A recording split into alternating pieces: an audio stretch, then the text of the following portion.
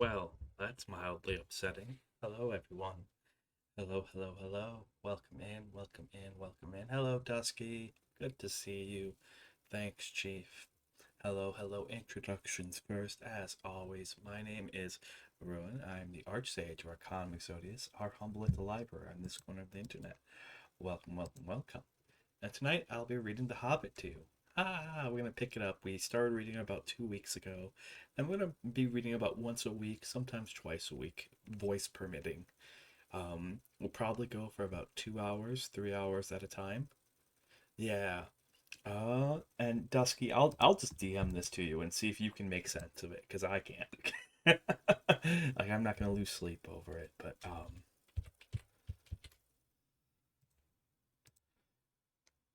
there you go. If you can make sense of it in OBS. Not much, not much. I've been doing a soul lock with a friend.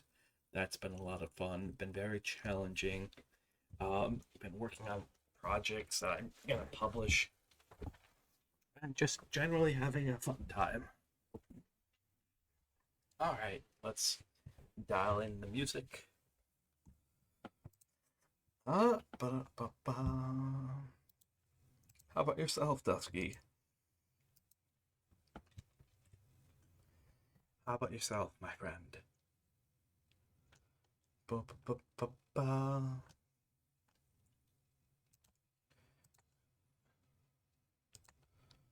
Do-do-do-do-do. Doing the last couple of going live things where I'm like, here are my links, come to me, my people, come. All right. And not that one. Let's see if this is the right vibe. Probably have to tune it down a little bit. Of course, YouTube failing to load. Come on, could we load, please? I want to get started here. All right.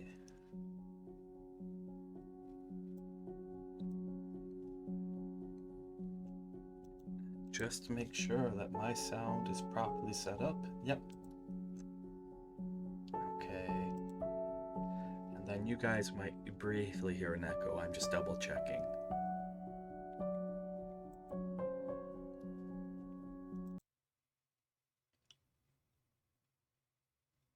Wow.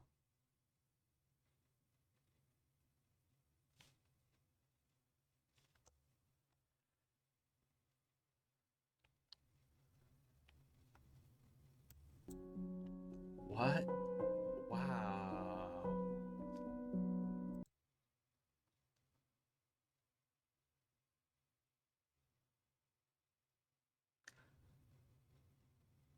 Yeah.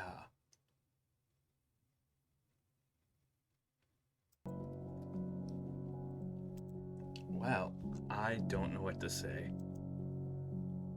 That's something I'm gonna have to figure out later. Are we picking up the right source? We are. Just Streamlabs arbitrarily deciding that like it doesn't want to play any music. So I'll get to listen to the wonderful music, but you guys are gonna have to go without it, unfortunate. Because the alternative is I have to end stream and then go problem solve for like 3 hours. And I only got 3 hours to stream. So I can either stream for 3 hours or I can problem solve. So I'm gonna pick streaming so I can read this book to you. Okay. Let's turn some lights on. I'm just gonna double check, absolutely double check, because if there is absolutely no music that you guys can hear, which is so weird, so weird, then I'm just gonna turn the music off.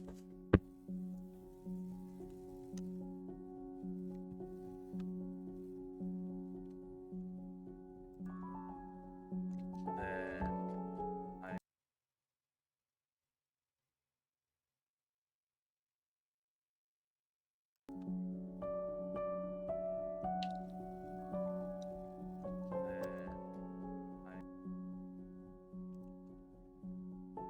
what is I quit. Alright.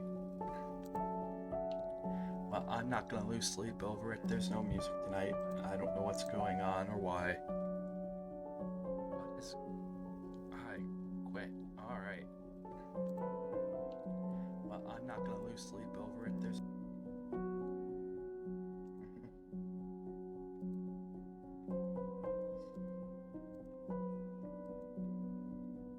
Let's see. I did nothing. I haven't changed my settings since yesterday. At all.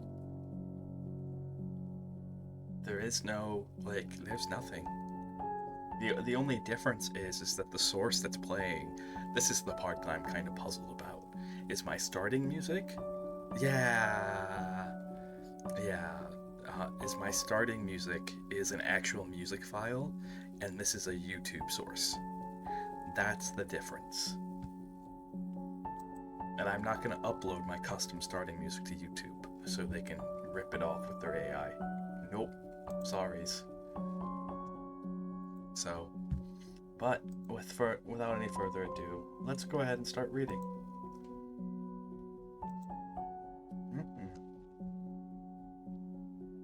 So I think we are still in chapter 1. We're on page 20.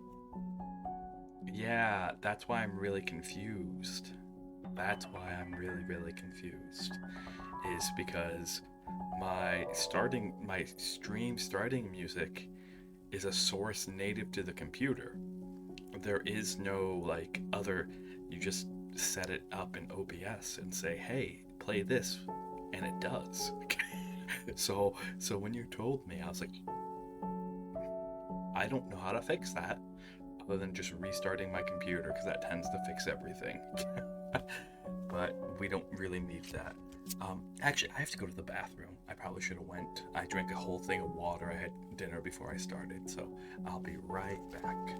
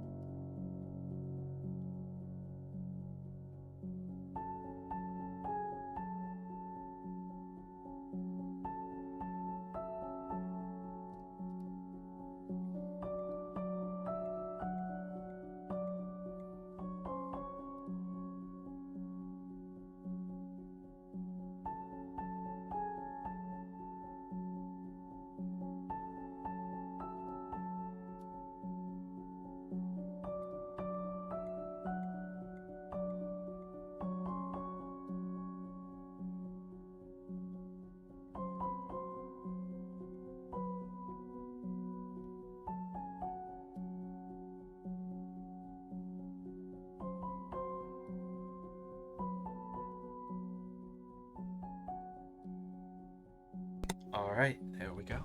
Let's go. I'm gonna take a sippy. You should as well. And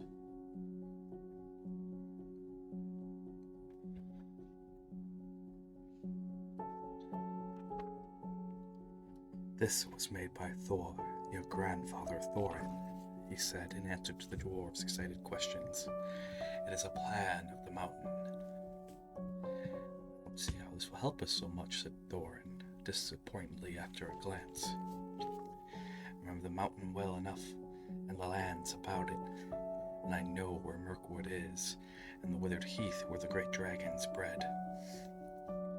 There's a dragon marked in red on the mountain, said Balin, but it'll be easy enough to find him without that, if we ever arrive there. There is one point that you haven't noticed, said the wizard, and that is the secret entrance.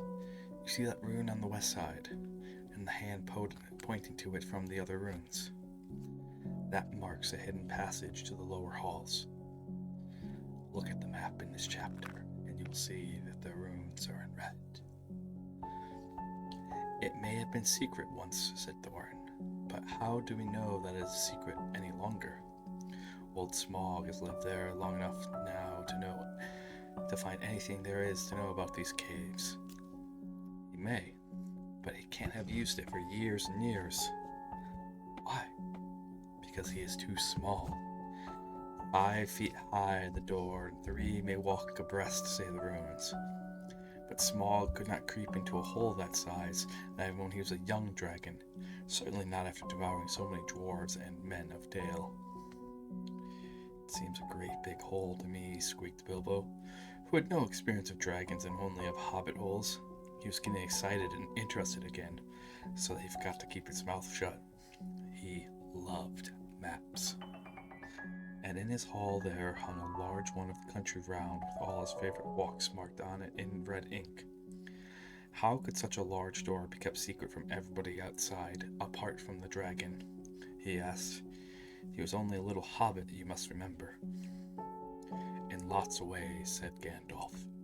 But in what way you see this one has been hidden we don't know without going to see. When it says on the map, I should guess that there is a closed door which has been made to look exactly like the side of the mountain. That is the dwarves' usual method. I think that is right. Quite right, said Thorin. Also, went on Gandalf, I forgot to mention that with the map there went a key, a small and curious key. Ah, here it is, he said, and handed to Thorin. A key, so with a long barrel, intrinsic wards made out of silver. Keep it safe. Indeed I will, said Thorin, and he fastened it upon a fine chain that hung upon his neck and under his jacket. Now things begin to look more hopeful. This news alters them much for the better. So far we had no clear idea what to do. We thought of going east, as quiet and careful as we could, as far as the long lake. After that the trouble would begin. A long time before that, if I know anything about the roads east, interrupted Gandalf. We might go from there up along the river running, went on Thorin, taking no notice. And so the ruins of Dale, the old town in the valley there, under the shadow of the mountain. But none of us like the idea of the front gate. The river runs right out of the gate, through the great cliff at the south of the mountain, and out of it comes the dragon too. Far too often, unless he has changed his habits. That would be no good, said the wizard. Not without a mighty warrior, even a hero. I tried to find one, but warriors are busy fighting one another in distant lands. In this neighborhood, heroes are scarce, or simply not to be found. Swords in these parts are mostly blunt, and axes are used for trees, and shields as cradles or dish covers, and dragons are comfortably far off, and therefore legendary. That's why I settled on burglary. Especially I remembered the existence of a side door, and here are little Bilbo Baggins, the burglar, the chosen selected burglar. Now let's get on and make some plans. Very well, said Thorin. Supposing the burglar expert gives us some ideas or suggestions. He turned with a mock politeness to Bilbo. First, I should like to know a bit more about things, said he, feeling all confused and a bit shaky inside. But so far, with tookishly determined to go on with things. I mean, about the gold and the dragon and all that, and how it got there, and who it belongs to, and so on and further. Oh, bless me, said Thorin. Haven't you got a map? Didn't you hear our song, and haven't been talking about all this for hours? All the same, I should like it plain and clear. Oh. Hello, Bandit. What brings you up here, my boy? One of my huskies has come in, so we're now over your ears. I'm concerned. I'll be right back as I gotta get up and close the door. Let's see. Push the door open.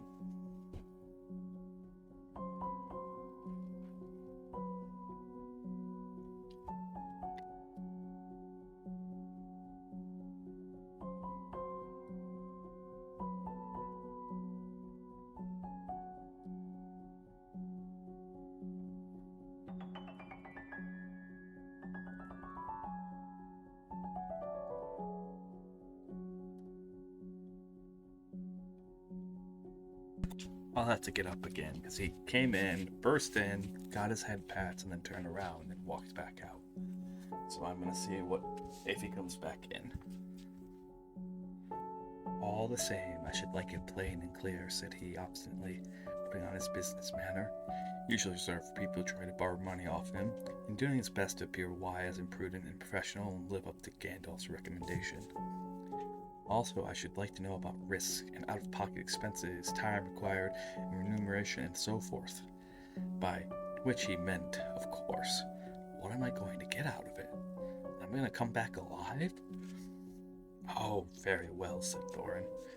Long ago, in my grandfather Thor's time, our family was driven out to the far north, and came back with all of their wealth and their tools in this mountain on this map. They had been discovered by my far ancestors, Thrain the Old, but now they mined and they tunneled and they made huger halls and greater workshops. In addition, I believe they found a good deal of gold and a great many jewels too. Anyway, they grew immensely rich and famous, and my grandfather was king under the mountain again, and treated with great reverence by the mortal men who lived to the south, and were gradually spreading up the running river as far as the valley overshadowed by the mountain.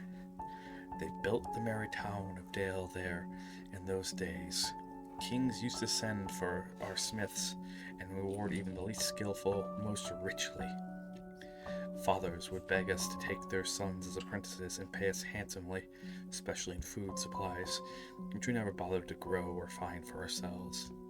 Altogether, those were good days for us, and the poor of us had money to spend and to lend and leisure to make beautiful things just for the fun of it, not to speak of the most marvelous and magical toys, the like of which is not to be found in the world nowadays.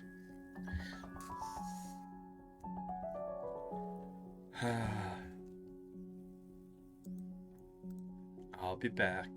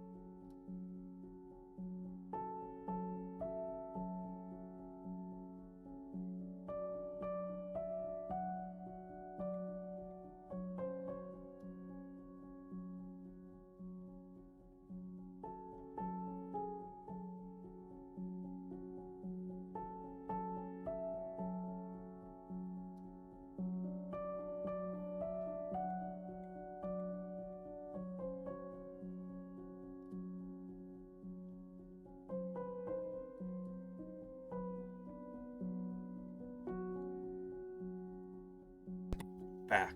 Okay. We should be okay for right now. We'll see. We'll see.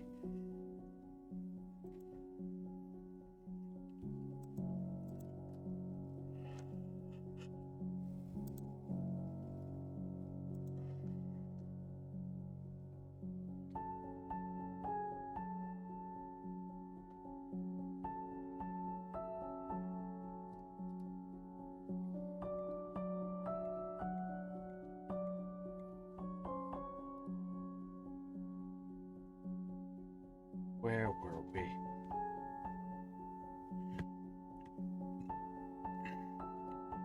Ah. Altogether, those were good days for us. And the poor of us had money to spend and to lend, and leisure to make beautiful things just for the fun of it. Not to speak of the most marvelous and magical toys, the like of which is not to be found in the world nowadays. So my grandfather's halls became full of armor and jewels and carvings and cups, and the toy market of Dale was the wonder of the north. Undoubtedly what has brought the dragon. Dragons steal gold and jewels, from men and elves and dwarves, wherever they can find them, and they guard their plunder as long as they live, which is practically forever, unless they're killed, and never enjoy a brass ring of it. Indeed, they hardly know a good bit of work from a bad, though they usually have a good notion of the current market value, and they can't make a thing for themselves, not even mend a little loose scale of their armor. There were lots of dragons in the north in those days, and gold was probably getting scarce up there, with the dwarves flying south or getting killed, and all the general waste and destruction that dragons make from going from bad to worse. There was a most especially greedy, strong, and wicked worm called Smog. One day he flew up in the air and came south. The first we heard of it was a noise like a hurricane coming from the north, and the pine trees of the mountain creaking and cracking in the wind. Some of the dwarves who happened to be outside, I was one, luckily, a fine adventurous lad in those days, always wandering about, and saved my life that day. Well, from a good way off we saw the dragon settle on our mountain in a spout of flame. Then he came down upon the slopes, and when he reached the woods they all went up in fire. By that time all the bells were ringing in Dale, and the warriors were arming. The dwarves rushed out of the great gate, but there was a dragon waiting for them. None escaped that way. The dwarves... the river rushed up in steam, a fog fell on Dale, and in the fog the dragon came on them and destroyed most of the warriors. The usual unhappy story.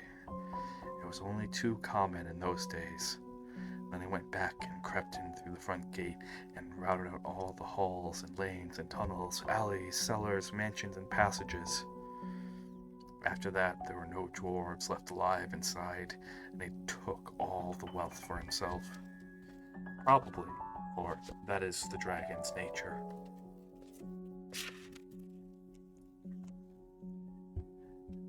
He probably has it all piled up in a great heap far inside, and sleeps on it for a bed. Later, he used to crawl out of the great gate and come by night to Dale and carry away people, especially maidens, to eat, until Dale was ruined and all the people dead or gone. What goes on there now, I can't say for certain, but I don't suppose anyone lives nearer to the mountain than the far edge of the long lake nowadays. The few of us that were well outside sat and wept in hiding and cursed Smog, and they were unexpectedly joined by my father and my grandfather with singed beards. They looked very grim, but they said very little. When I asked how they got away, they told me to hold my tongue, and I said that one day in the proper time I should know. After that we went away, and we had to earn our livings as best we could up and down the lands, often enough sinking as low as blacksmith work or even coal mining. But we have never forgotten our stolen treasure, and even now, when I will allow we have a good bit laid by and are not so badly off. Here, Thorin stroked the gold chain around his neck. We still mean to get it back and to bring our curses home to Smog, if we can. Oh, do you guys think they'll be able to? No spoilers, if you've read it before. No spoilers. I have often wondered about my father's and grandfather's escape. I see now that they must have had a private side door which only they knew about. But apparently they made a map, and I should like to know how Gandalf got a hold of it, and why it did not come down to me, the rightful heir. Did not get a hold of it. I was given it, said the wizard. Your grandfather Thor was killed, you remember, in the mines of Moria by Azog the Golfin. Azog the Goblin, the Golfin. I guess that's what happens when a goblin and a dolphin breed.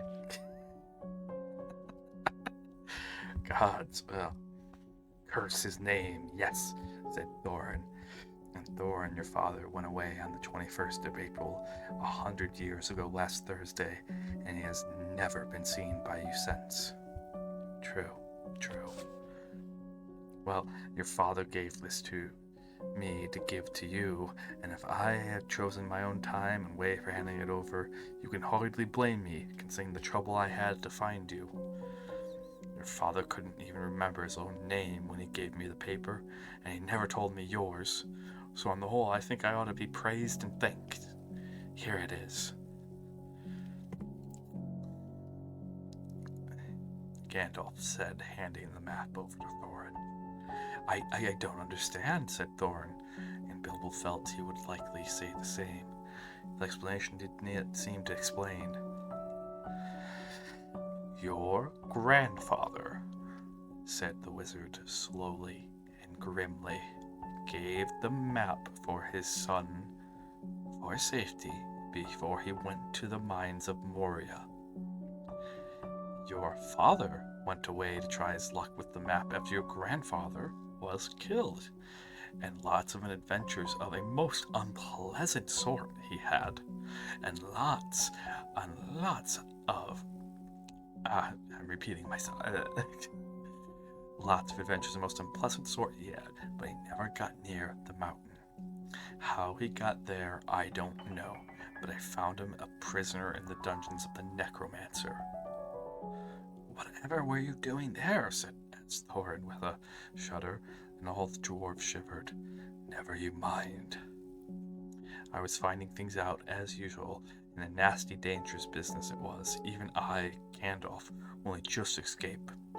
I tried to save your father, but it was too late. He was witless and wandering and had forgotten almost everything except the map and the key. We have long ago paid the goblins of Moria, said Thorin, and must give a thought to the necromancer. Don't be absurd. He is an enemy far beyond the powers of all the dwarves put together.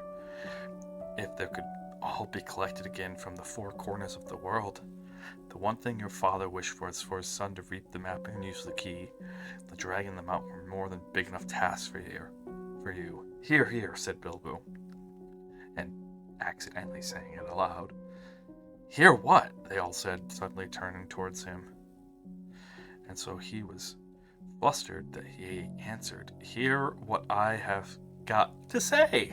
What am I doing? What's that? They asked. Well, I should say that you ought to go east and have a look around. After all, there is the side door, and dragons must sleep sometimes, I suppose. If you sit on the doorstep long enough, I dare say you will think of something. Well, don't you know, I think we have talked long enough for one night, if you see what I mean. What about bed and an early start and all that? I'll give you a good breakfast before you go. Before we go, I suppose you mean, said Thorin. Aren't you the burglar? Isn't sitting on the doorstep your job? Not to speak of getting inside the door. But I agree about the bed and breakfast. I like 6 eggs with my ham when starting on a journey, fried, not poached, and mind you, don't break 'em.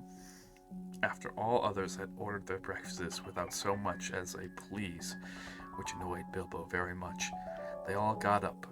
The Hobbit had to find room for them all and fill all of his spare rooms and made beds on chairs and sofas before he got them all stowed and went to his own little bed very tired and not altogether happy.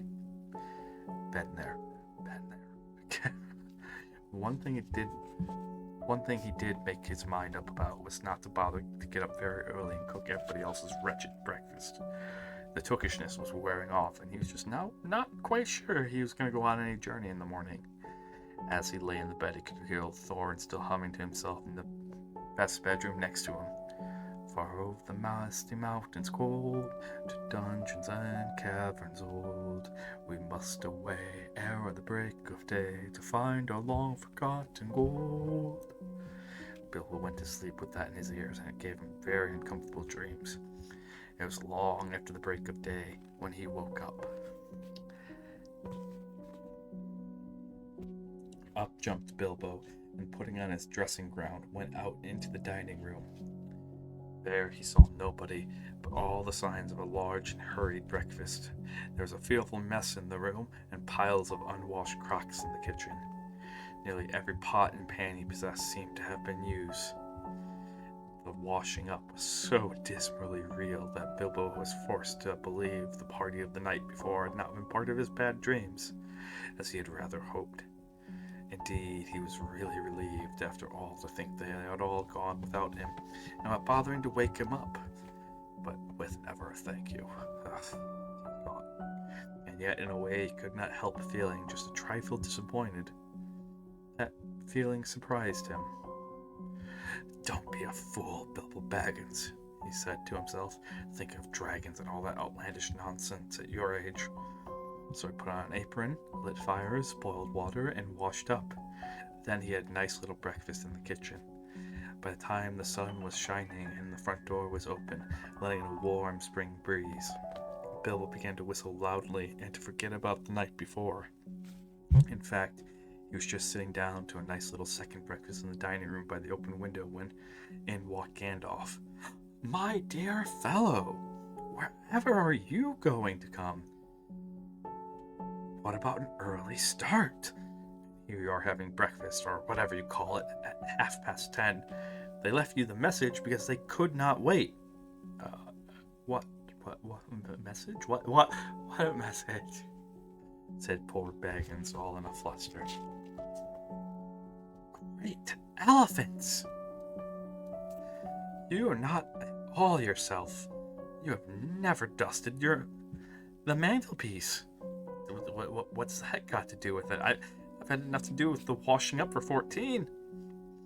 If you had dusted the mantelpiece, you would have found this just under the clock," said Gandalf, handing Bilbo a note, written, of course, on his own note paper.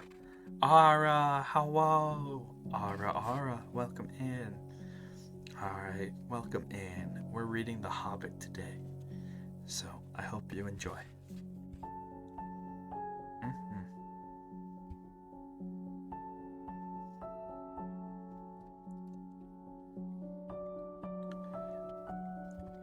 This is what he read. "Thorin and company to burgle Bilbo greeting. For your hospitality, our sincerest thanks, and for your offer of professional assistance, our grateful acceptance. Terms: cash on delivery, up to and not exceeding 1/14 of total profits, if any. All traveling expenses guaranteed in any event. Funeral expenses to be defrayed by us or our representatives, if occasions arise and the matter is not otherwise arranged for. Thinking it unnecessary to disturb your esteemed repose, we have proceeded in advance to make requisite preparations, and you shall await your respected person at the Green Dragon Inn, Bywater, at 11 a.m. sharp, trusting that you will be punctual. We have the honor to remain, yours deeply, Thorin and Co." "That leaves you just 10 minutes. You'll have to run," said Gandalf.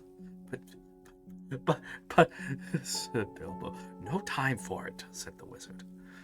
But, no time for that either. Off you go, off." To the end of his days, Bilbo could never remember how he found himself outside without a hat, a walking stick, or any money, or anything he usually took when he went out, leaving his second breakfast half finished and quite unwashed up, pushing his keys into Gandalf's hand, running as fast as his furry feet could carry him down the lane, past the great mill, across the water, and then on for a mile or more.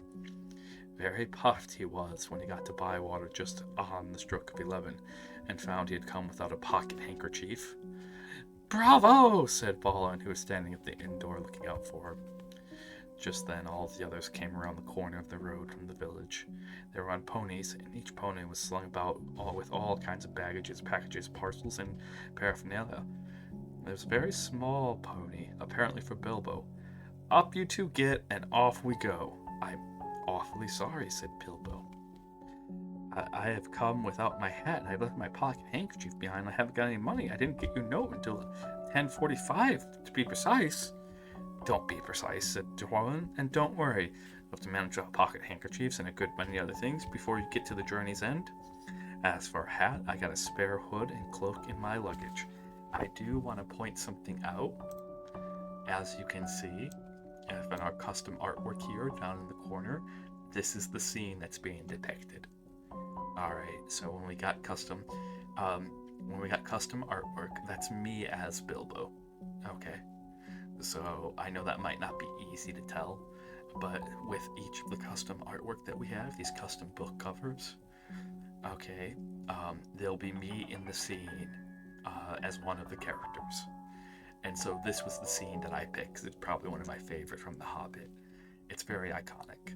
Very iconic. I love it in the movies. The scene in the movie, when Bilbo actually shows up, it pans over to the dwarves. Alright, the camera pans over to the dwarves, and they exchange money because they were taking bets on whether or not he would show up. And that's not in the books, but it's so funny. But I do like to point this out. This is what this scene is. Alright. So with as we work our way through the entire Lord of the Rings series, there will be a different scene that's being depicted. Okay.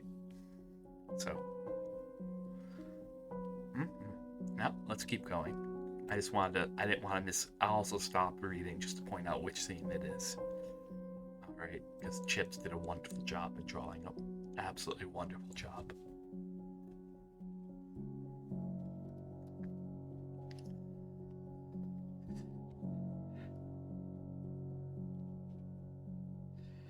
Let's see. That's how they all came to start jogging off from the inn one fine morning just before May on laden ponies, and Bilbo was wearing a dark green hood, a little weather-stained, and a dark green cloak borrowed from Dwarlin. They were too large for him, and he looked rather comic. What his father Bungo would have thought of him, I daren't think. His only comfort was he couldn't be mistaken for a dwarf, as he had no beard. They had been not riding very long when up came Gandalf, very splendid on a white horse. He had brought a lot of pocket handkerchiefs and Bilbo's pipe and tobacco. So after that, the party went along very merrily, and they told stories or sang songs. They rode forward all day, except of course when they stopped for meals.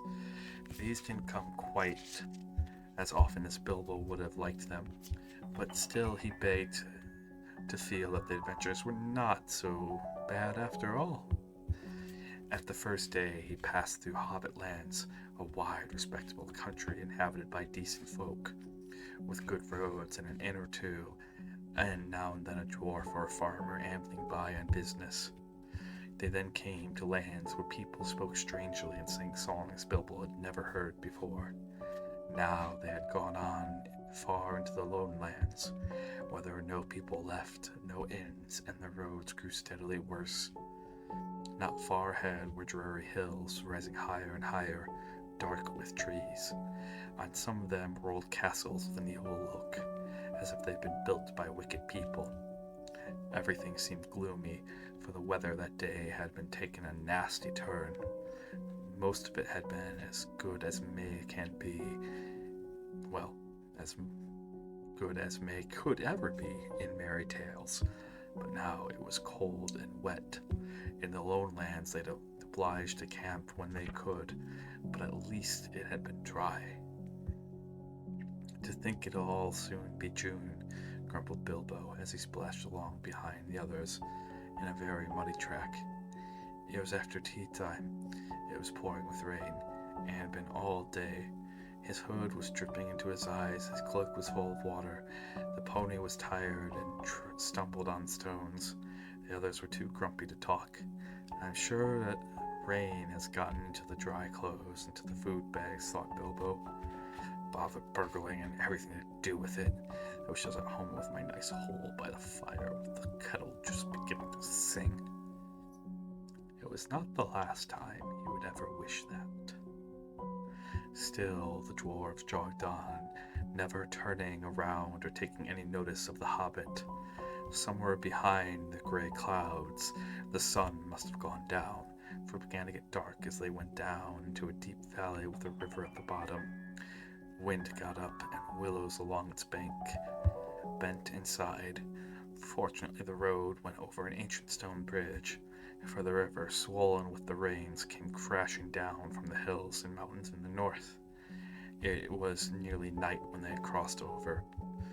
The wind broke up the gray clouds, and a wandering moon appeared above the hills between the flying rags.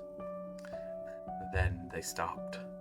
Thorin muttered something about supper and where shall we get a dry patch to sleep on.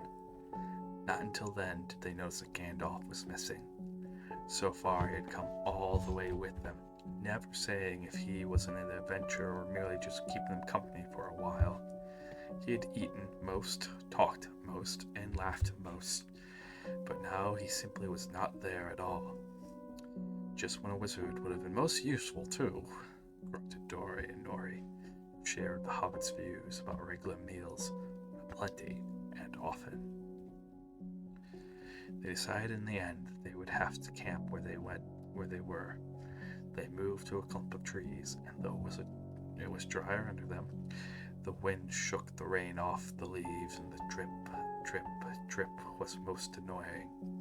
Been there.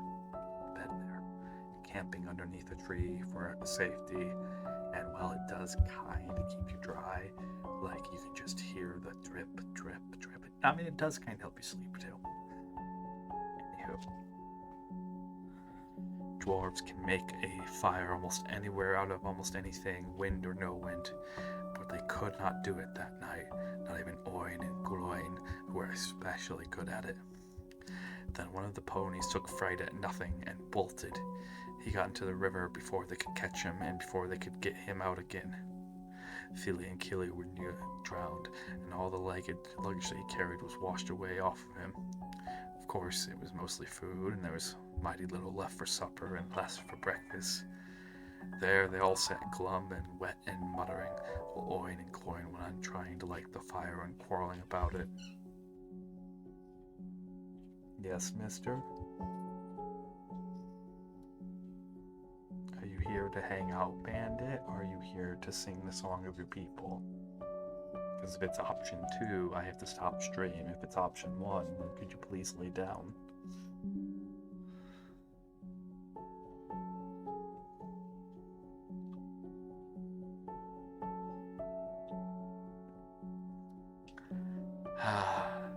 Life with Huskies. I don't recommend them. At the same time, I want 3 more. I don't recommend them as dogs for everyone. At the same time, I want 3 more. There's kind of this insanity that goes along with owning them.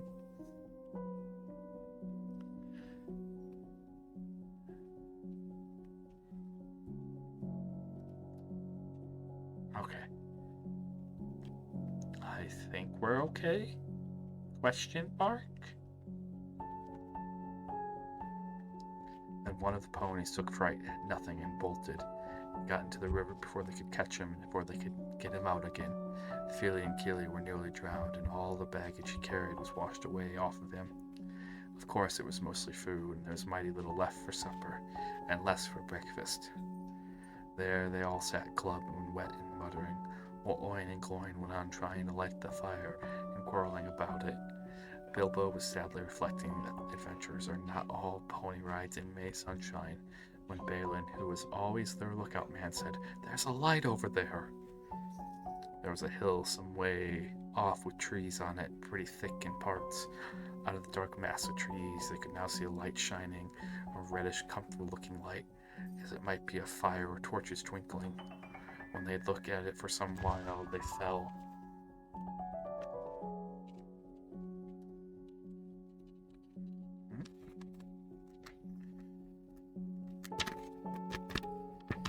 Feels okay. It's not that page is just a little thick for whatever reason. Yeah, sovereign princess. Some said no, and some said yes. Some said they could, but go and see, and anything was better than little supper, less breakfast, and wet clothes all night. These parts are none too well known, and are too near the mountains. Travelers seldom come this way now. The old maps are no use. Things have changed for the worse, and the road is unguarded. They have seldom even heard of the king round here, and the less inquisitive you are as you go along, the less trouble you are likely to find. Some said, after all of them are 14 of us. Others said, where has Gandalf got to? This remark was repeated by everybody. Then the rain began to pour down worse than ever, and Oin and Gloin began to fight. Settled it.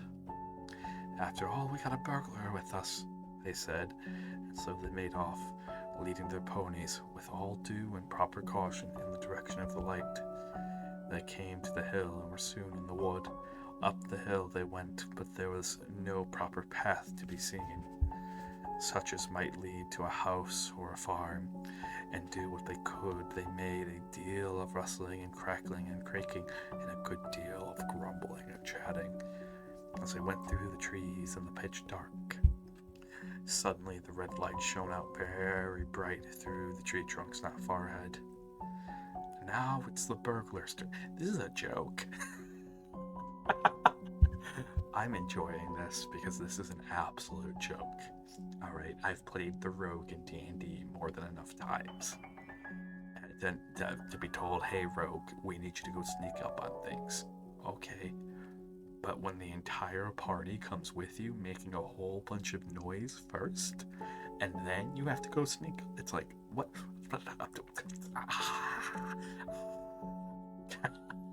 And that's exactly what's going on here. This is hilarious. Now it is in the burglar's turn, they said, meaning Bilbo. You must go on and find out all about that light and what it is for, and if it's all perfectly safe and canny, said Thorin to the Hobbit. And I'll scuttle off and come back quick, if all is well. If not, come back if you can. If you can't, hoot twice like a barn owl and once like a screech owl, and we'll do what we can. Off Bilbo had to go. Before he could explain, they could not hoot even once like any kind of owl, more than fly like a bat. But at any rate, hobbits can move quietly in woods, absolutely quietly. They take a pride in it, and Bilbo had snuffed more than once at what he'd call all this dwarvish racket as they went along. They don't suppose you or I would have noticed anything at all on a windy night, not if the whole cavalcade passed 2 feet off.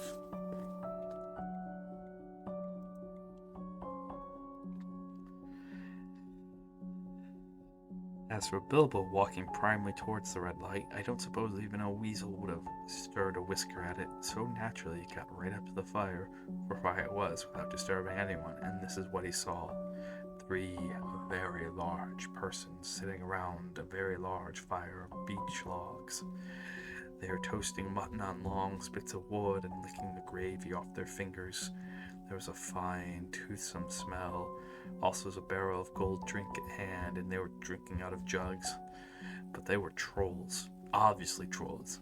Even Bilbo, in spite of his sheltered life, could see that from the great heavy faces of them and their size and the shape of their legs, not to mention their language, which was not drawing room fashion at all. Mutton yesterday, mutton today, and blimey, if it don't look like mutton again tomorrow, said one of the trolls. Never a blinking bit of mad flesh we've had along here enough, said a second. Why, hell as well am I thinking of to bring us into these parts? Beats, I can't do Cockney. I cannot do a Cockney accent. I recognize what they're supposed to be. What the hell is a William a thinking? Off to bring us into parts at all beats me. And the drink running short. What's more, he said, jogging the elbow of William, who was taking pulls at his jug. William choked. Shut your mouth, as soon as he could. You ain't expecting folk to stop here forever just to be at you and Bert. You're a village and a half between you since we've come down from the mountains. How much more do y'all want? Time's been up our way where you've said thank you, Bill, for a nice bit of fat valley mutton like this. He took a big bite off of sheep's leg he was roasting and wiped his lips on his sleeves. Yes, I'm afraid trolls do behave like that, even those with only one head each. After hearing all this, Bilbo ought to have done something at once. Either he should have gone back and warned his friends that there were 3 Fairside trolls at hand in a nasty mood, quite likely to try a roasted dwarf or even pony for change, or else he should have done a good bit of quick burgling. Really first class and legendary burglar would at this point have picked the troll's pockets. It's never always worthwhile if you can manage it. Pinched the very mutton off the spit, purloined the bear, and walked off without their noticing him. Others more practical but thus professional pride would perhaps have stuck a dagger in each of them before they observed it. Then the night could have been spent cheerily. Bilbo knew this. He had read of a good many things he had never seen or done. He was very much alarmed, as well as disgusted. He wished himself 100 miles away, and yet somehow he could not go straight back to Thorin and company empty-handed. So he stood and hesitated in the shadows. Of the various burglars' proceedings he had heard of picking the troll's pockets seemed to be the least difficult, so at last he crept behind a tree just behind William. Bert and Tom went off to the barrel. William was having another drink. Then Bilbo plucked up the courage and put his little hand in William's enormous pocket. There's a purse in it, and a bag as big as Bilbo. Ha! Bilbo thought, warming to his new work, as he lifted it out carefully. This is a beginning. It was. Trolls' purses are the mischief, and this was no exception. Hey, who are you? It squeaked as it lifted the pocket, and William turned around at once and grabbed Bilbo by the neck before he could duck behind the tree. Blimey, Bert, look what I've caught. What is it? Said the others coming. Oh, let me know if I knows it. What are you? Bilbo Baggins, Hobbit, said Bilbo. Poor Bilbo, shaking all over and wondering how to make owl noises before they throttled him. A Hobbit? Said they, a bit startled.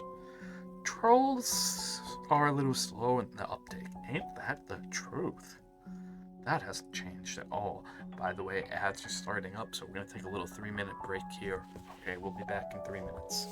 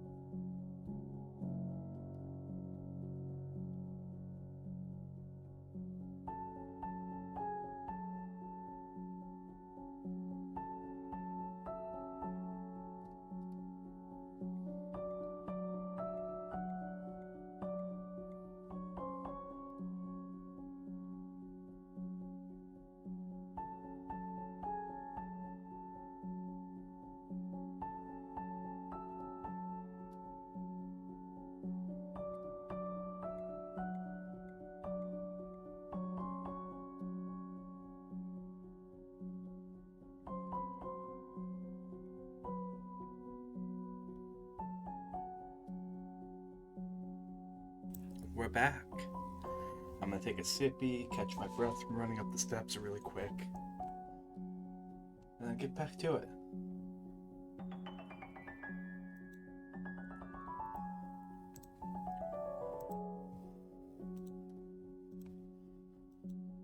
I hope everyone's having a comfy time. I hope you guys are enjoying this. I do want to do this more, so.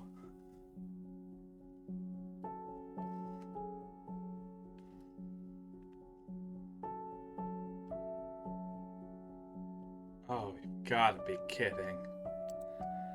Okay. Are we still alive? I think we are. Okay. Well.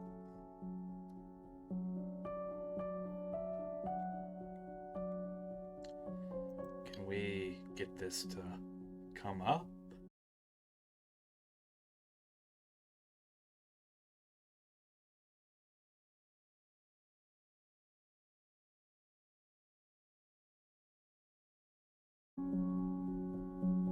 Okay.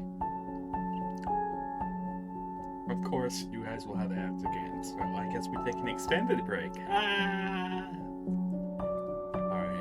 Welcome back, everyone. I'm sorry about that. Why did that suddenly get louder? It's a little too loud. Okay. Ugh.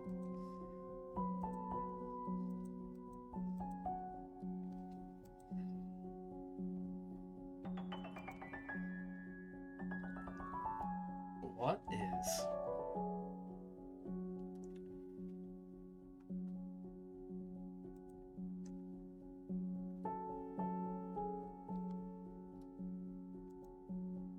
My goodness.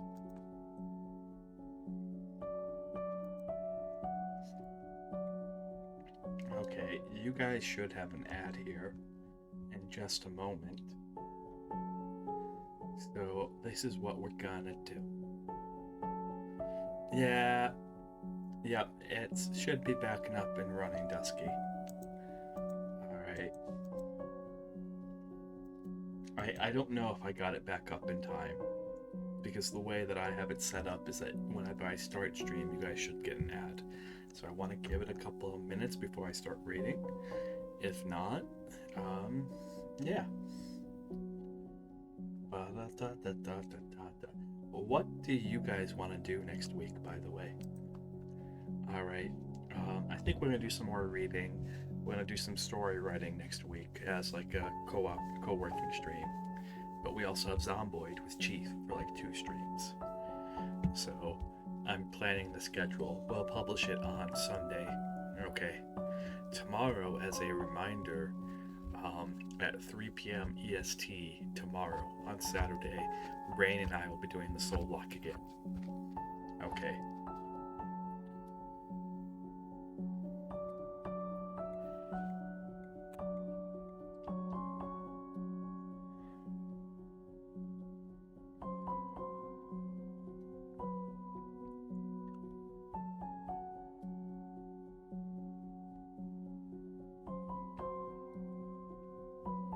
Alright, just a reminder on that. And then Sunday we'll actually be reading The Hobbit again. So I think at least every Sunday, except that'll be in the morning. Sunday, if you enjoy this, we're going to be doing morning readings. I think I'll switch the readings to the morning because I kind of like it in the morning like that. I don't know, there's something magical about someone reading to you. At least I was read to as a child, and it reminds me of that when my mom used to read to me.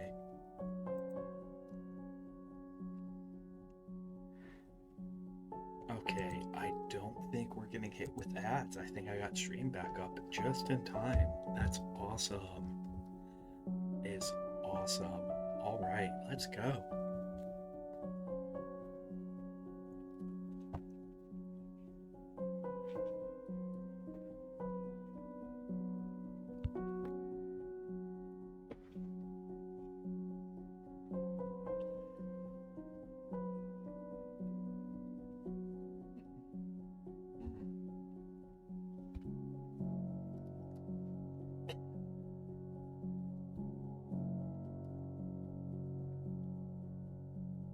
Okay.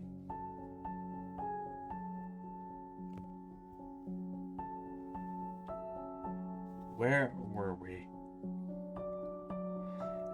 A burrow hobbit, they said, startled. Trolls were slow in the uptake, and mighty suspicious about anything new to them. What's a burrow hobbit got to do with my pocket, anyways? Said William. Can you cook 'em? We can try, said Bert, picking up a skewer. It wouldn't make above a mouthful, said William, who had already had a fine supper. Not when he was skinned and boned. Perhaps there are more about him. We might make a pie. Here, you, are there any more of your sorts sneaking in these woods, you nasty little rabbit? I'm now picturing him in like Elmer Fudd's voice. I can't do Elmer Fudd's voice. And he, looking up to the hobbit's furry feet, he picked him up by the toes and shook him. That's lots, said Bilbo before he remembered not to give his friends away. No, none at all. Not one, he said immediately after it. How do you mean? Said Bert, holding him up right way up, by the hair this time. What'd I say? Said Bilbo, gasping. And please don't cook me, kind sirs. I'm a good cook myself, and cook better than I cook. If you see what I mean, I'll cook beautifully for you. Yes, perfectly beautiful breakfast for you. If only you won't have me for supper. Okay. Poor little blighter, said William. He'd already had as much supper as he could hold. Also had lots of beer. Poor little blighter. Let him go.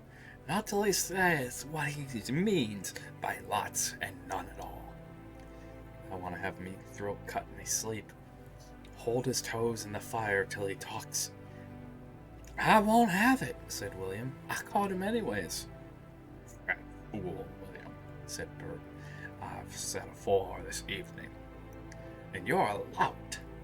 I won't take that from you, Bill Huggins, said Bert, and puts his fist in William's eye.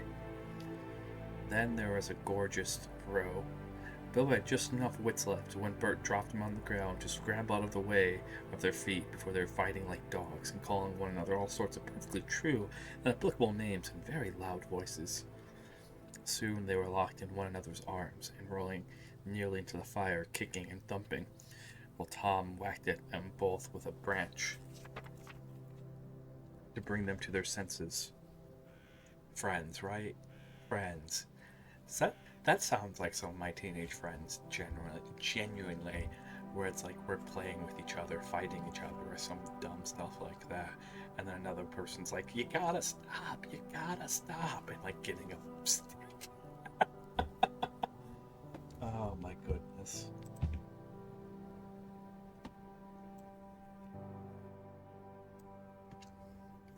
That would have been the time for Bilbo to have left, but his poor little feet had been squashed in Bert's big paw, and he had no breath in his body, and his head was going round. So, while he lay for a while panting just outside the circle of firelight, right in the middle of the fight came up Balin. The dwarves had heard noises from a distance, and after waiting for some time for Bilbo to come back or hoot like an owl, they started off one by one to creep towards the light as quietly as they could. No sooner did Tom see Balin come to the light than he gave an awful howl. Trolls simply detest the very sight of dwarves. Uncooked dwarves, that is. But Bert and Bill stopped fighting immediately. A sack, Tom, quick, they said, before Balin, who was wondering where in all this commotion Bilbo was, knew what was happening. A sack was over his head, and he was down. There's more to come yet, said Tom. I'm mighty mistook. Lots and none at all it is. No burrow hobbits, but lots of these dwarves. That's about the shape of it. I reckon you're right, said Bert. We best get out of the light. And so they did, with sacks in their hands, that they then used for carrying off mutton and other plunder. They waited in the shadows.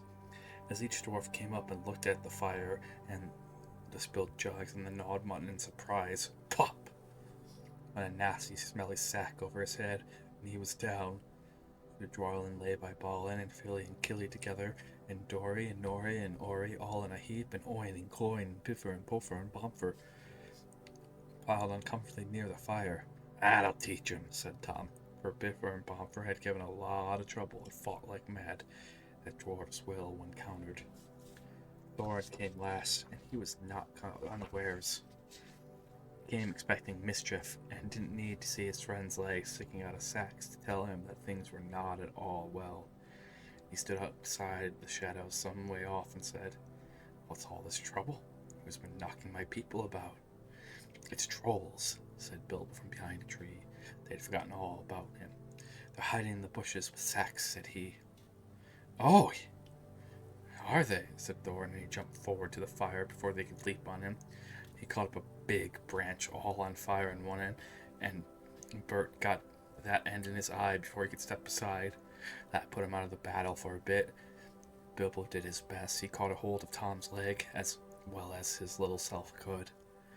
It was as thick as a young tree trunk, but he was sent spinning up into the top of some bushes when Tom kicked the sparks in Thorin's face. Tom got the branch in his teeth for that, and lost one of the front ones.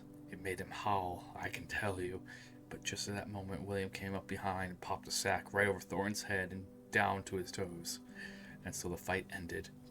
A nice pickle they were all in now, all neatly tied up in sacks, with 3 angry trolls, and 2 with burns and bashes to remember them by, sitting by them, arguing whether they should roast them slowly or mince them fine and boil them, or sit on them one by one and squash them into jelly.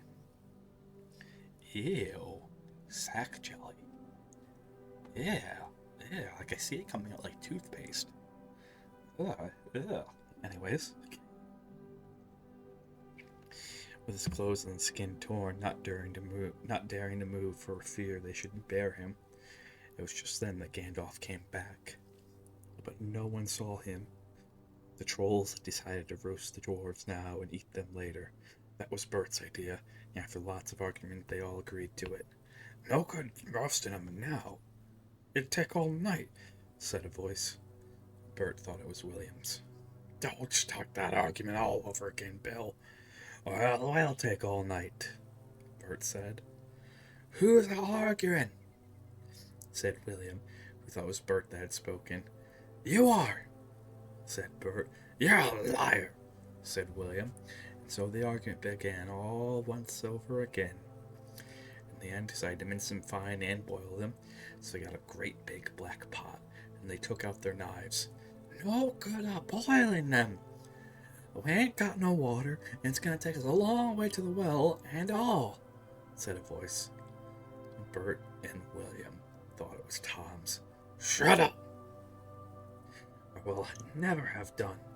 And you could fetch the water yourself if you had any cent more." "Shut up yourself!" That was William's voice. "Who's arguing but you, I'd like to know." "You're a booby. Booby yourself."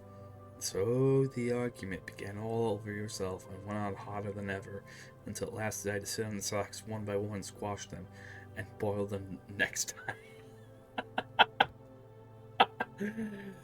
If this isn't... Okay, I'm sorry, I'm enjoying this because it's about trolls, right? But, this is totally how you bait online trolls, and this was published back in the 1920s, right? If I remember the exact time. 1920s, maybe 30s. And so this is just great. This is 100% like how you would bait an online troll to fighting with another troll and to take care of your troll problem. Way to go, Tolkien. Way to go. And so the argument began all over again. It went on hotter than ever until at last they had to sit in the sacks one by one and squash them and boil them next time. "Who shall we sit on first?" said the voice. "Better sit on the frost fellow first, said Bert, whose eye had been damaged by Thorin. He thought Tom was talking. "Don't talk to yourself. But if you want to sit on the last one, sit on him. Which is he?" "The one with the yellow stockings," said Bert. "Nonsense. The one with gray stockings," said a voice like William's. "I made sure it was yellow," said Bert. Yellow it was, said William. Then what did you say it was grey for? I never did. Tom said it. That I never did, said Tom. It was you. 2-1, so shut your mouth, said Bert. Who are you talking to? Said William. Now stop it, said Bert and Tom together. The night's getting on, and dawn comes early. Let's get on with it. Dawn take you all, and be stoned to you, said a voice that sounded like William's, but it wasn't. For just at that moment the light came over the hill, and there was a mighty twitter in the branches. William never spoke, for he stood turned to stone as he stooped, and Bert and Tom were stuck like rocks as they looked at him. And there they stand to this day, all alone, unless the birds perch on them. For trolls, you probably know, must be underground before dawn. They go back to the stuff of mountains they are made of, and never move again. That is what happened to Bert and Tom and William. Ah, excellent. Gandalf being a huge troll. As he stepped from behind a tree and helped Bilbo to climb down out of a thorn bush. Then Bilbo understood. It was the wizard's voice that kept the trolls bickering and quarreling till the light came and made an end to them. The next thing was to untie the sacks and let out the dwarves. They were nearly suffocated and very annoyed. They had not at all enjoyed lying there listening to the trolls, making plans for roasting them and squashing them and mincing them. I mean, who would? Wait, don't answer that. I know some of you. Some of you are into some really, really... No. They had to hear Bilbo's account of what had happened to him twice over before they were satisfied. Silly time to go practicing pinching and pocket picking, said Bomber, when what we wanted was fire and food. And that's just what you wouldn't have gotten out of those fellows without a struggle in any case. And now you're wasting time, said Gandalf. Don't you realize that the trolls must have had a cave or a hole dug somewhere near to hide from the sun in? We must look into it. They searched about and soon found the marks of the trolls' stony boots going away through the trees. They followed the tracks up the hill until, hidden by bushes, they came on to a big door of stone leading to a cave.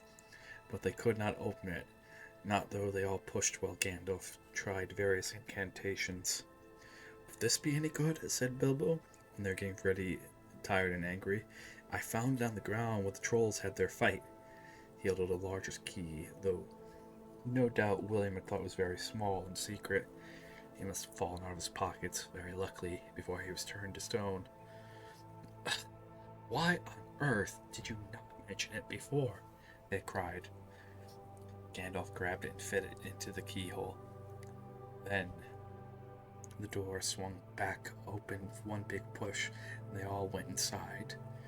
There were bones on the floor, and a nasty smell was in the air, for there was a good deal of food jumbled carelessly on shelves and on the ground, an untidy litter of plunder of all sorts, from brass buttons to pots full of gold coins standing in a corner. There were lots of clothes, too, hanging on the walls, too small for trolls. I'm afraid they belonged to the victims. And among them were several swords of various marks, shapes, and sizes. Two caught their eyes particularly because of their beautiful scabbards and jeweled hilts. Gandalf and Thorin took each one of these, and Bilbo took a knife in a leather sheath. It would have only made a tiny pocket knife for a troll, but as good as a short sword for the Hobbit. These look like good blades, said the wizards, half drawing them and looking at them curiously. They were not made by any troll, nor by any smith among men in these parts and days. But when we can read the runes on them, we shall know more about them. Let's get out of this horrible smell, said Philly. So they carried out the pots of coins and such food as was untouched and looked fit to eat, and also one barrel of ale which was still full. By that time they feel like breakfast and being very hungry.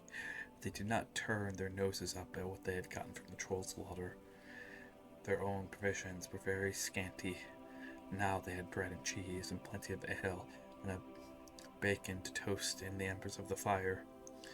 After they slept, for their night had been disturbed, and they did nothing more till the afternoon, Then they brought up their ponies, carried away the pots of gold, and buried them secretly not far from the track by the river, putting a great many spells over them, just in case they'd ever chance to come back and recover them. When that was done, they all mounted once more and jogged along again on the path towards the east. "Where did you go, if I may ask?" said Thorin to Gandalf as they rode along. "To look ahead? What brought you back in the nick of time? Looking behind." "Exactly," said Thorin. "But could you be more plain? I went up to spy on our road. It'll soon become dangerous and difficult. Also, I was anxious about replenishing our small stock of provisions. I had not gone very far, however, when I met a couple of friends of mine from Rivendell." "Where's that?" asked Bilbo.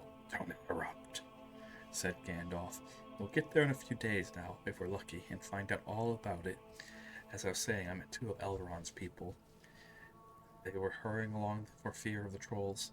It was they that told me that the three of them had come down from the mountains and settled in the woods not far from the road, and they had frightened everyone away from the district, and they waylaid strangers. I had immediately had a feeling that I was wanted back. Looking behind, I saw in the fire at a distance and made for it. So now you know. Please be more careful next time, or we shall never get anywhere." "Thank you," said Thorin. "I'm going to take a sippy. You guys should all take a sippy too. We've been reading for a little over an hour and a half now. So, look.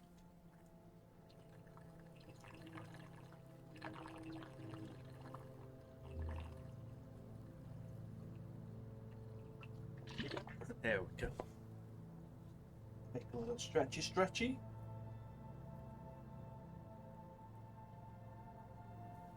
Oh, goodness gracious. Stretch. Oh.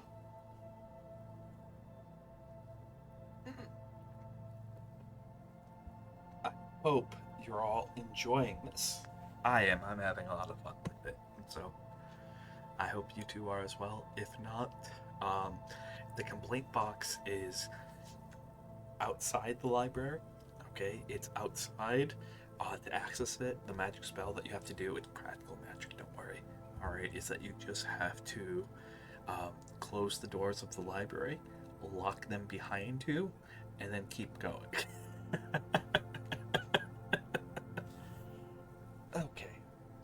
Stretchy.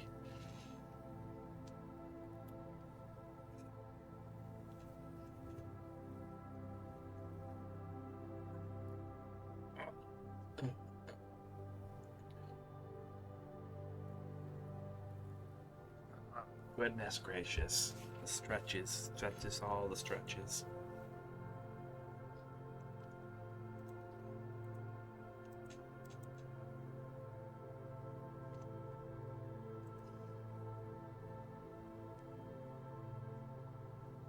Mm-hmm. We'll probably do more of this. I'm having a lot of fun with it. Looking at, let's see. We'll go until either I can't talk anymore or until we hit a good stopping point. I don't know which is going to be first. Okay? Because I do have to save my voice because we are playing Pokemon tomorrow. Alright, and then we'll be reading again on Sunday. Sunday will probably be a bit shorter, probably like an hour and a half if I'm being honest. My goal for tonight is about 2 to 3 hours of reading.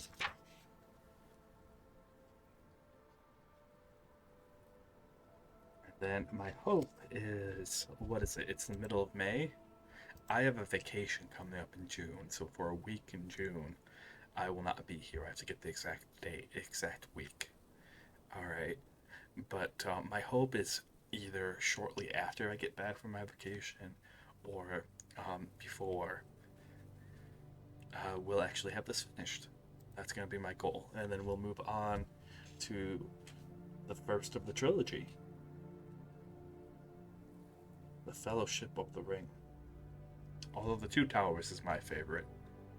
I think that's a lot of people's favorites. That's just, it's real good.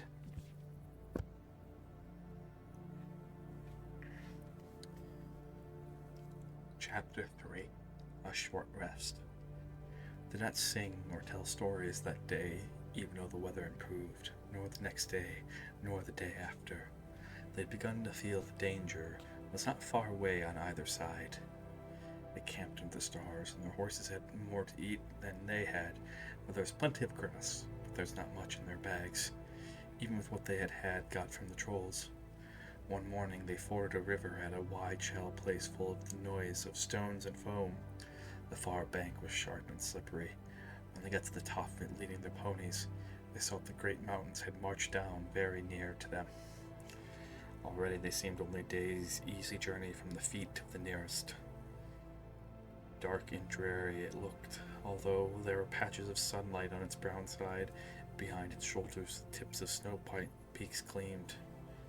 "Is that the mountain?" asked Bilbo in a solemn voice, looking at it with round eyes.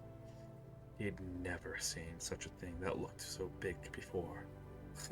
"Of course not," said Balin. "That's only the beginning of the Misty Mountains. We have to get through, or over, or under those somehow before we come into the Wilderland beyond. And it's a deal away even from the other side of the lonely mountain in the east, where Smaug lies on our treasure." "Oh," said Bilbo, and just in that moment he felt more tired than he had ever remembered feeling before. He was thinking once again of his comfortable chair before the fire in his favorite sitting room in his hobbit hole, and of the kettle singing, not for the last time. Now Gandalf led the way. "We must not miss the road, or we shall be done for. We need food for one thing, and rest in reasonable safety. Also, it is very necessary to tackle the Misty Mountains by the proper path, or else you will get lost in them. You have to come back and start at the beginning again, if you ever get back at all." They asked him where he was making for, and he answered, "You are come to the very edge of the wild, as some of you may know. Hidden somewhere ahead of us is the fair valley of Rivendell, where Elrond lives in the last homely house. I sent a message by my friends, and we are expected." That sounded nice and comforting. They had not gotten there yet. It was not so easy as it sounds to find the last homely house west of the mountains. There seemed to be no trees and no valleys and no hills to break the ground in front of them. Only one vast slope going slowly up and up to meet the feet of the nearest mountain. A wide land, the color of heather and crumbling rock, with patches and slashes of grass green and moss green showing where water might be. Morning passed, afternoon came, but all in all the silent waste there was no sign of any dwelling. They were growing anxious, for they saw now that the house might be hidden almost anywhere between them and the mountains. They came on unexpected valleys, narrow with steep sides, that opened suddenly as their feet. They looked down, surprised, see trees below them, and running water at the bottom.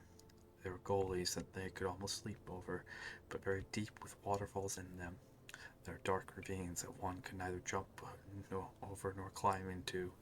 There were bogs, some of them green pleasant places to look at, with flowers glowing bright and tall, but a pony that walked where a pack on its back would never have come out again. It was indeed a much wilder land from the ford to the mountains than you could have ever guessed. Bilbo was astonished. The path was marked with white stones, some of which were small, and others were half covered with moss or heather. Altogether, it was very slow business following the track, even guided by Gandalf, who seemed to know his way about pretty well.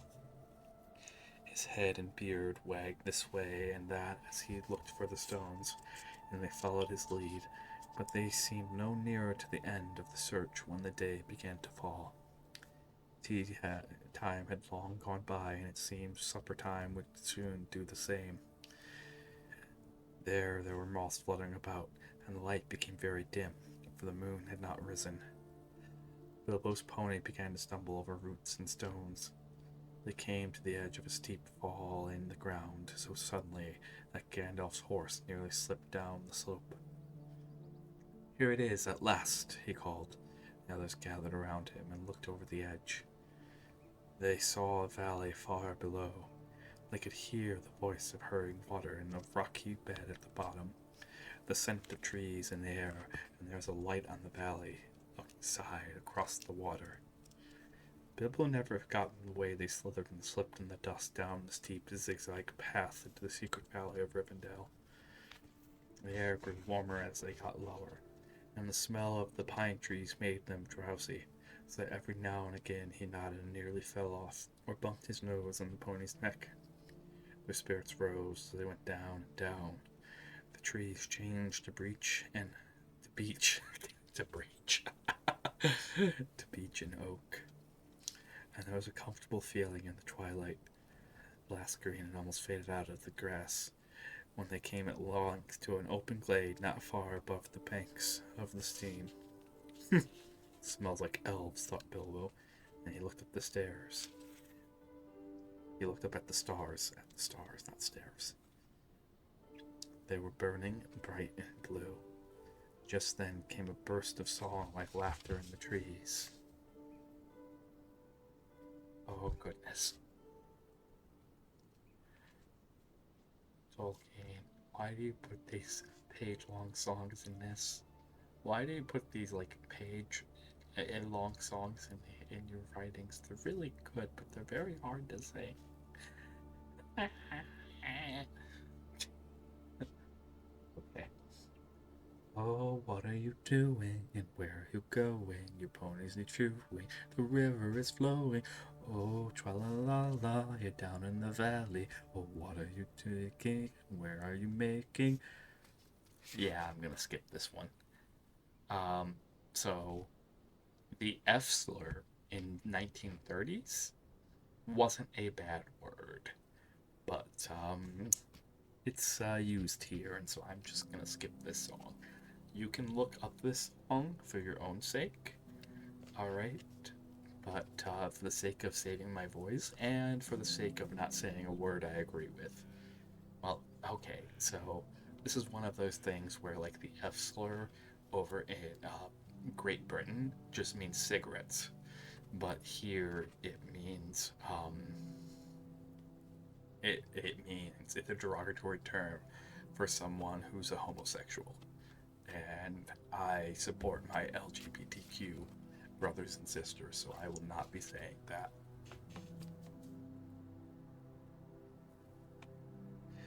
So they laughed and sang in the trees, and pretty fair nonsense, I dare say. You think it. Not that they would care, they would only laugh. Yes, as they say, language does evolve. Not that they would care, they would only laugh all the more if you told them so. They were elves, of course. Soon Bilbo caught glimpses of them as the darkness deepened. He loved elves.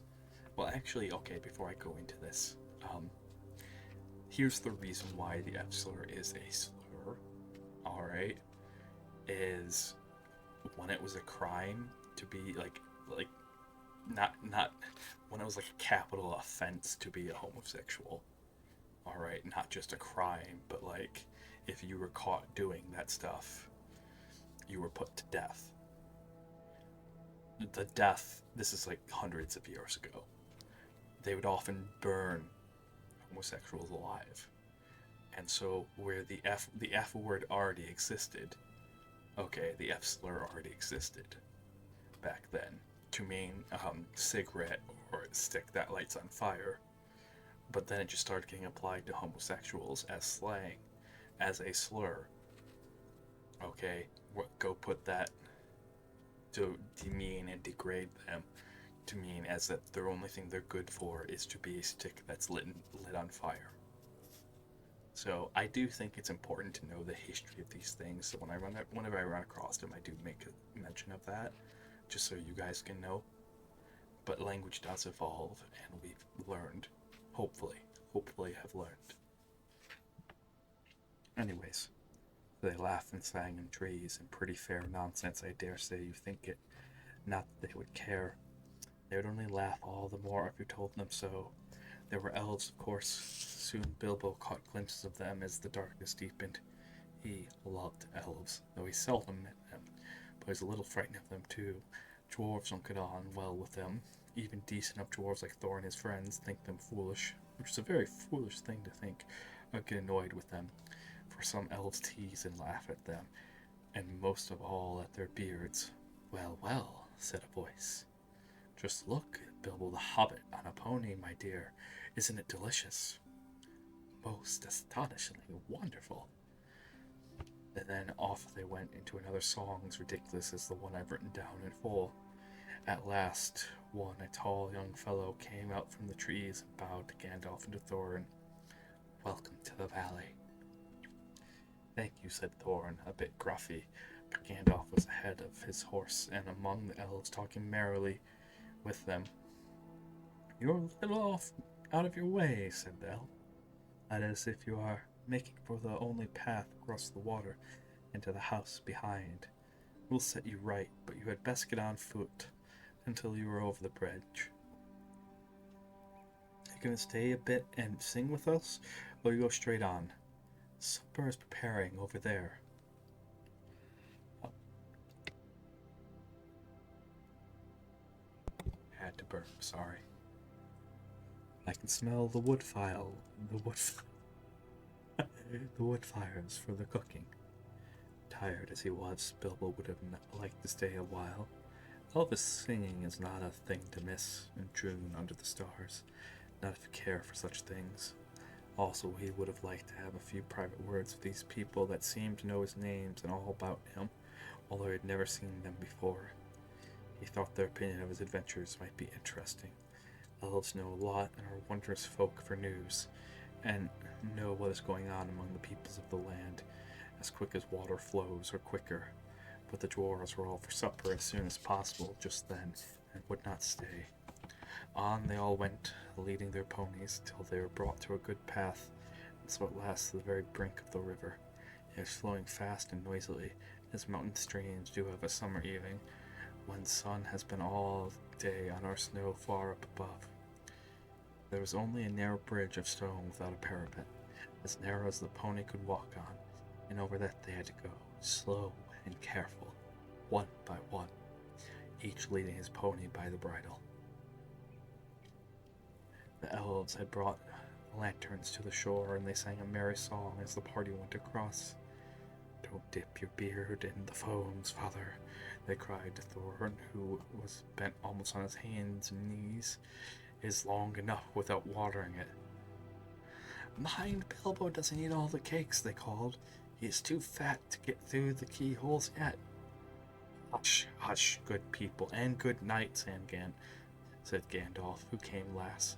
Valleys have ears, and some elves have overmarried tongues. Good night. And so at last they all came to the last homely house, and found its doors flung wide. Now it is a strange things, but things that are good to have and days that are good to spend are soon told about, and not much to listen to, while things that are uncomfortable, palpitating, and even gruesome may make a good tale and take a deal of telling anyways. They stayed long in that good house, 14 days at least, and they found it hard to leave.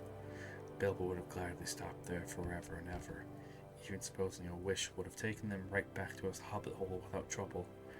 Yet there is little to tell about their stay. The master of the house was an elf friend, one of those peoples whose fathers came to the strange stories before the beginning of history, the wars of the evil goblins and the elves and the first men in the north. In those days of our tale, there were still some people who had both elves and heroes of the north for ancestors, and Elrond, the master of the house, was their chief. He was noble and as fair in face as an elf lord, as strong as a warrior, as wise as a wizard, as venerable as a king of dwarves, and as kind as summer. He comes into many tales, but his part in this story of Bilbo's great adventure is only a small one, though important, as you will see, if we ever get to the end of it. If we ever get to the end of it, indeed. His house was perfect, whether you liked food or sleep or work or storytelling or singing or just sitting and thinking best, or a pleasant mixture of them all. Evil things did not come into that valley. I wish I had time to tell you even a few of those, the tales, or one of the two of the songs they heard in the house. All of them. The ponies as well grew refreshed and strong in a few days there. Their clothes were mended as well as their bruises, their tempers and their hopes.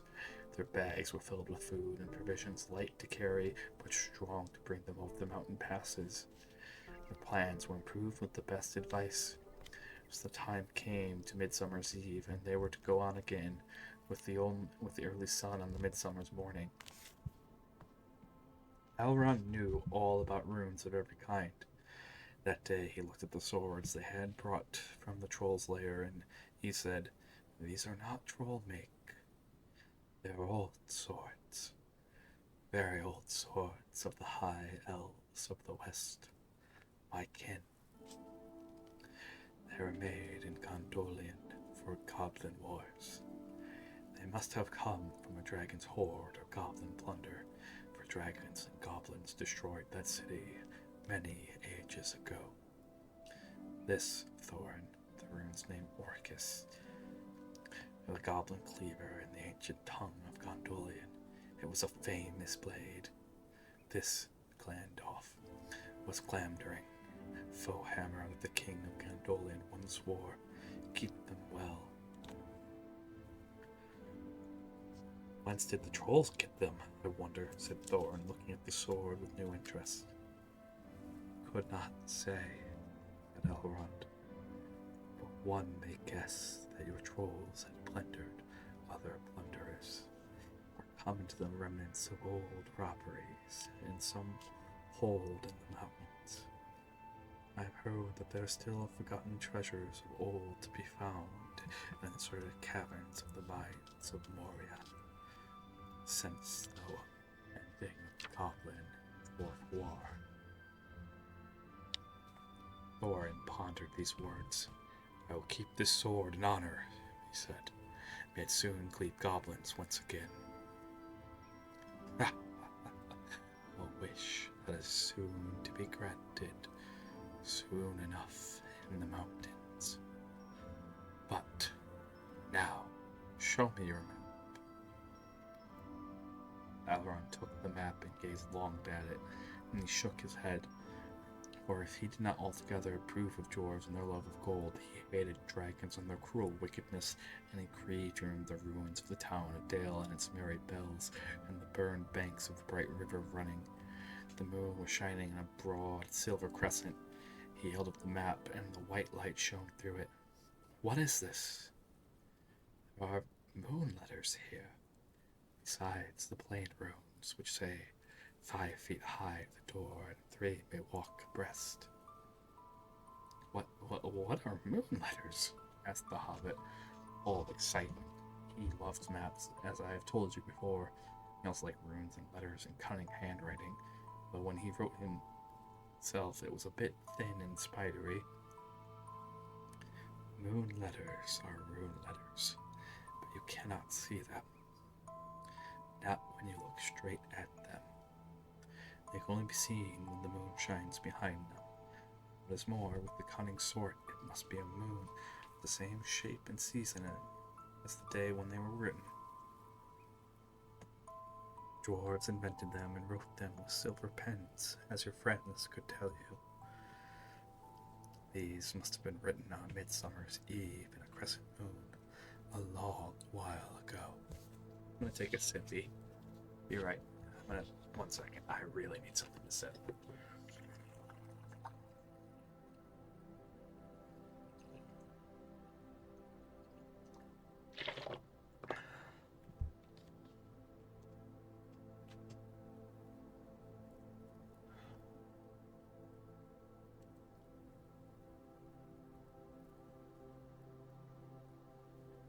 Stretchy and stretchy and stretch and stretch. All right.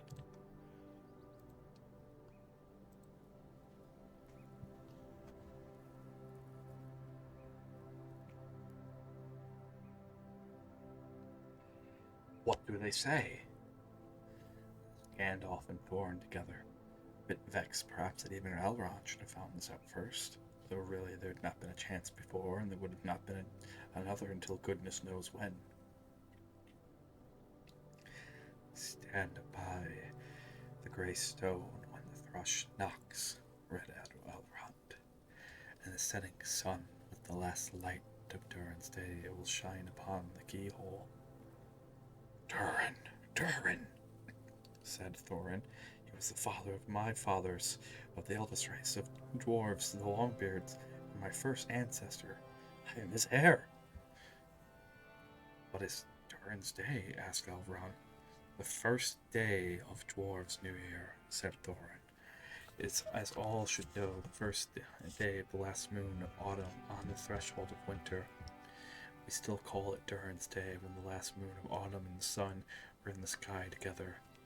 But this will not help us much, I fear, for it passes our skill in these days to guess when such a time will come again. That remains to be seen, said Gandalf. Is there any more writing? None to be seen by this moon, said Elrond. He gave the Macbeth to Thorin, and they went down to the waters to see the elves dance and sing upon the Midsummer's Eve. Next morning was a midsummer's morning, at fair, fresh as could be dreamed, blue sky, never a cloud, and the sun dancing on the water.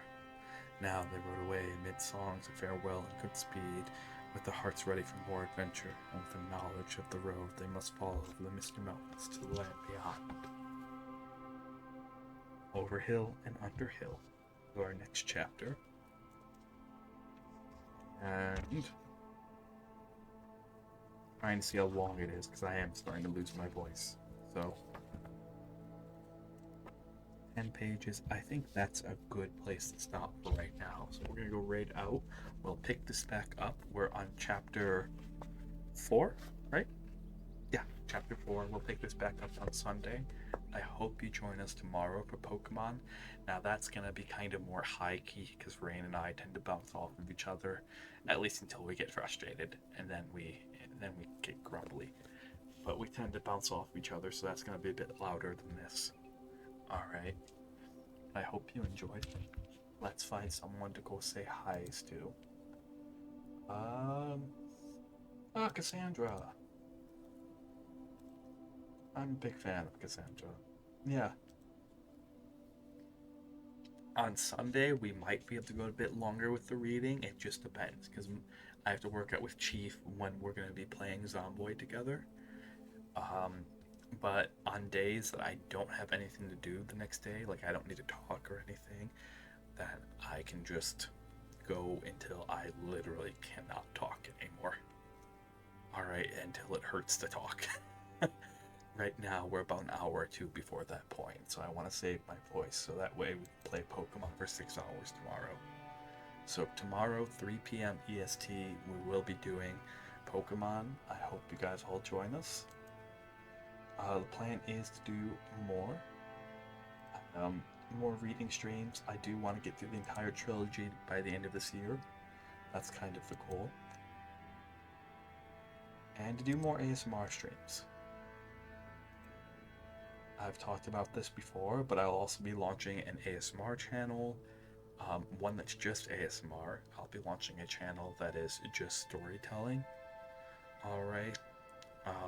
And then I'll be launching a channel that's just gaming and just, the storytelling, one that's just storytelling, possibly essays. I don't know whether to put the essays on the gaming channel or to put the essays on the storytelling. I haven't figured that one out yet. Because I don't really want to have to manage more than 3 channels.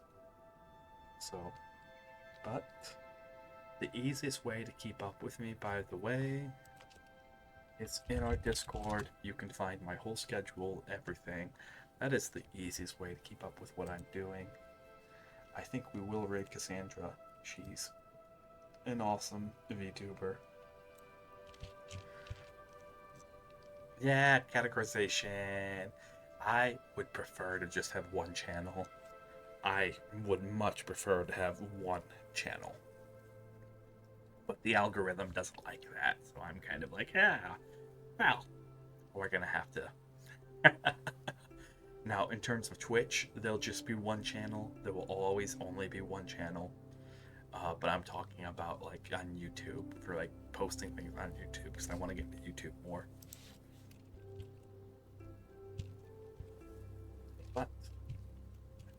I want to take the time. I know I say this almost every single stream, but I really and truly do mean it. Thank you all for being here. Thank you all for joining me. Oh, wrong thing. Thank you all for joining me today.